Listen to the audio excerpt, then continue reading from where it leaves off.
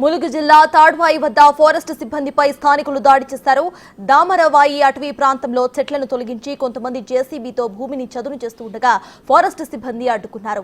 తర్వాత జేసీబీని సీజ్ చేసి ఆఫీసుకు తరలించే ప్రయత్నం చేశారు. దీంతో జేసీబీ యజమాని సూరజ్ రెడ్డి మరో ఇద్దరితో కలిసి దాడి చేశారు. ఇనుప రాడ్లతో విచక్షణారహితంగా దాడికి తెగబడ్డారు. ఈ దాడిలో ఇద్దరు సిబ్బందికి తీవ్ర గాయాలు అయ్యాయి. గాయపడిన వారిని హాస్పిటల్ కి తరలించారు.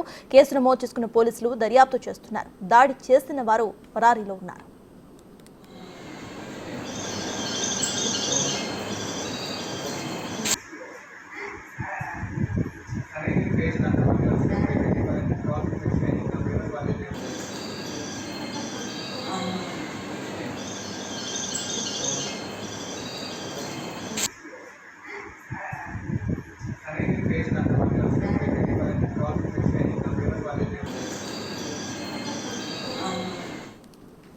ములుగు జిల్లా తాడ్వాయి వద్ద ఫారెస్ట్ సిబ్బందిపై స్థానికులు దాడి చేశారు.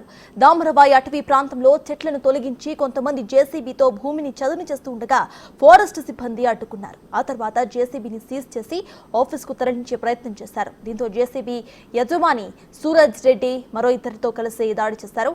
ఇనుప రాడ్లతో విచక్షణారహితంగా దాడికి తెగబడ్డారు. ఈ దాడిలో ఇద్దరు సిబ్బంది తీవ్ర గాయాలు పాలయ్యారు. గాయపడిన వారిని హాస్పిటల్కి తరలించారు. కేసు నమోదు చేస్తున్న పోలీసులు దర్యాప్తు చేస్తున్నారు. దాడి చేసిన వారు ప్రెసెంట్ పరారీలో ఉన్నట్టు తెలుస్తోంది.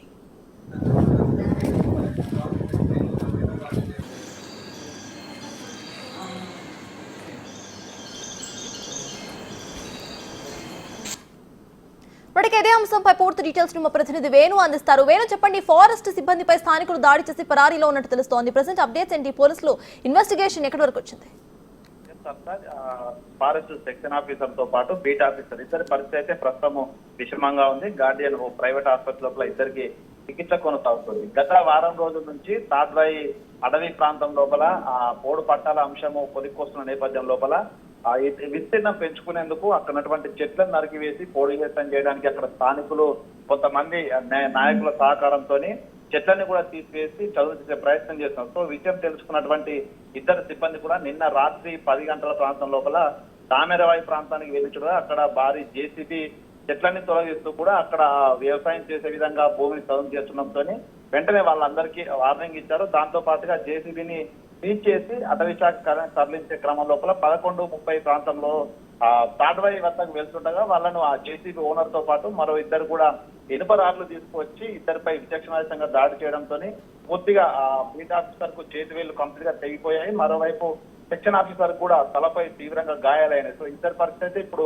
విషమంగా ఉంది. అటు వినోద్ పరిస్థితి కోమాలో ఉన్నాడు. సో తనకు సంబంధించి మరో 48 గంటలు గడిస్తే తప్ప తన పరిస్థితి అని చెప్పలేమంటూ కూడా వైద్యులు చెప్తున్నారు. సో దీంట్లో అక్కడ పోడు భూమిని అన్యక్రాంతం అవుతున్నటువంటి అడవిని కాపాడే ప్రయత్నం లోపల ఇద్దరిపై దాడి చేసిన దుండగులను కఠినంగా శిక్షించాలంటూ ఫారెస్ట్ అధికారుల సంఘం నాయకులు కూడా డిమాండ్ చేస్తున్నారు. ప్రస్తుతానికి ఈ ఘటనపై తాడ్వాయి పోలీసులు కేసు నమోదు చేసుకుని పరాదులో ఉన్నటువంటి సూరజ్ రెడ్డి ఎవరైతే దాడికి పాల్పడ్డాడో జేసీ ఓనరు అతడు తనతో పాటు తన వద్ద పనిచేసి దాడికి పాల్పడ్డ మరో ఇద్దరు వ్యక్తుల కోసం అయితే పోలీసులు గాలింపు చర్యలు చేపడుతున్నారు. మొత్తంగా వాళ్ళని తప్పనిసరిగా అదుపులోకి తీసుకొని కఠిన చర్యలు తీసుకుంటామంటూ కూడా పోలీసు హామీ ఇవ్వడంతో ఈ రోజున ఫారెస్ట్ సిబ్బంది పిలుపునిచ్చినటువంటి నిరసన కూడా వీళ్ళు కాల్ ఆఫ్ చేయడం జరిగింది. సో ఒకవేళ కఠినంగా శిక్షించకపోతే మాత్రం ఇంతలో ఫారెస్ట్ అధికారుల సంఘం తరఫున కూడా నిరసన దిగుతామంటే ఇప్పుడు వైపు ఫారెస్ట్ అధికారులు కూడా హెచ్చరిస్తున్న నేపథ్యం లోపల అసలు దాడికి పాల్పడే వ్యక్తుల ఫలితం అయితే గాలింపు అయితే కొనసాగుతూ ఉంది.